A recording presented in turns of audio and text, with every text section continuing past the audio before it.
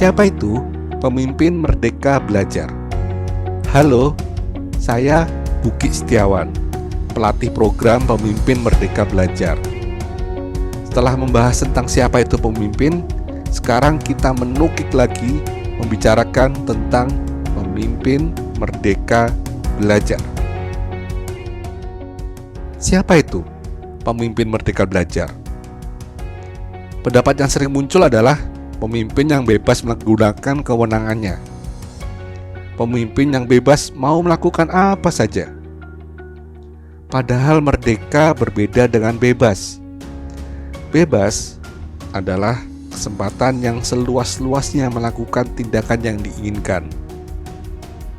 Merdeka adalah kapasitas mengatur diri sendiri dalam menjalankan suatu tanggung jawab.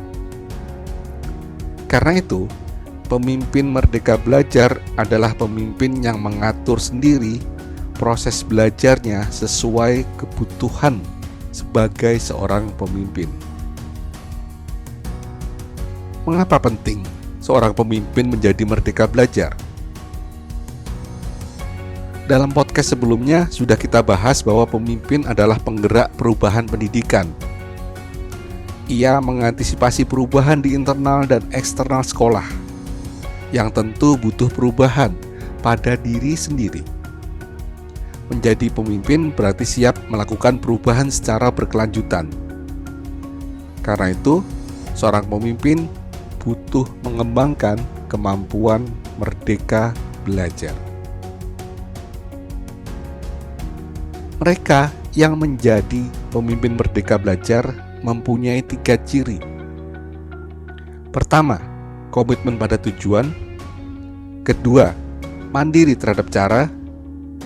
Ketiga, melakukan refleksi. Mari kita kupas satu persatu. Komitmen pada tujuan. Pemimpin yang sadar akan tujuan, apa yang mau dicapai sebagai seorang pemimpin, dan apa yang mau dicapai oleh sekolah yang dipimpinnya. Tujuan tersebut yang dijadikan acuan utama dalam mengambil keputusan. Pemimpin yang tetap fokus pada tujuan meskipun ada godaan mendapatkan manfaat jangka pendek. Kedua, mandiri terhadap cara. Pemimpin yang mengatur prioritas, memilih cara, dan menyusun strategi mengatasi tantangan untuk mencapai tujuan. Pemimpin yang bisa menentukan prioritas berdasarkan tujuan yang mau dicapai.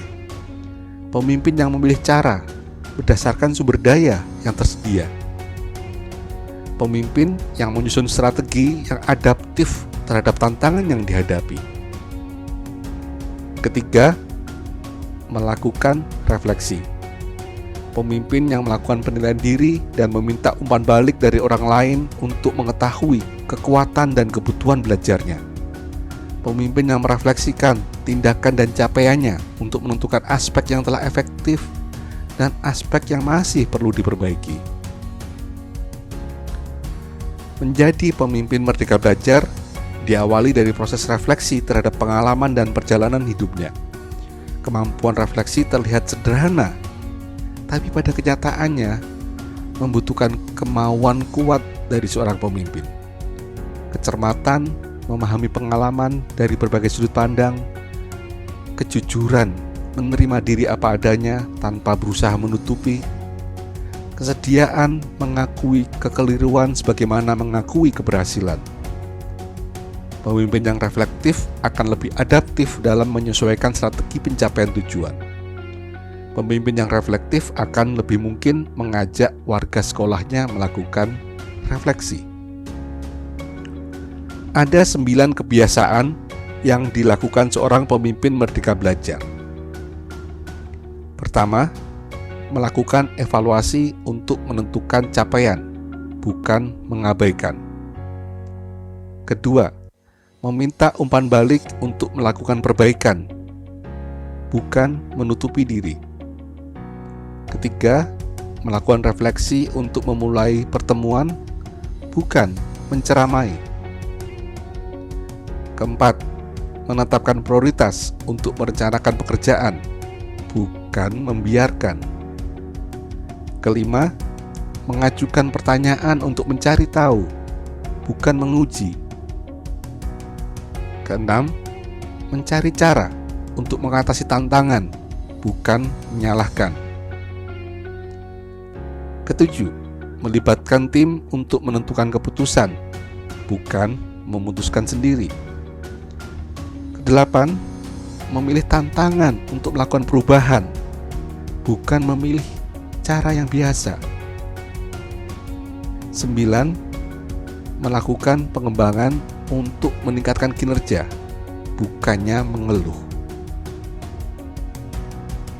Dengan mempraktekkan kebiasaan pemimpin Merdeka Belajar, seorang pemimpin dapat terus adaptif terhadap berbagai perubahan yang terjadi.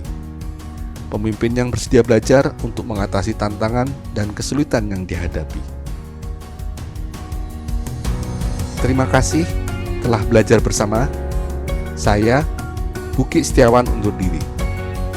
Sampai berjumpa pada aktivitas belajar berikutnya.